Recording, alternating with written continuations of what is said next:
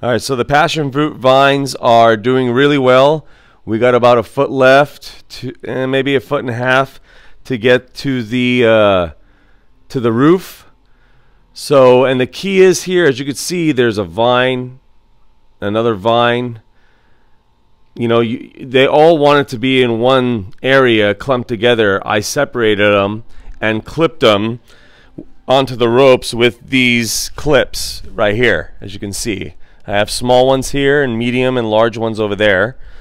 So the key is, obviously you could tell, like, these tendrils are going nowhere, like this one here.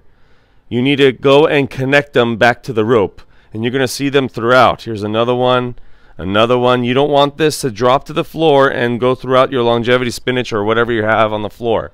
You need to control your passion fruit, or it's going to control you. Have a nice day.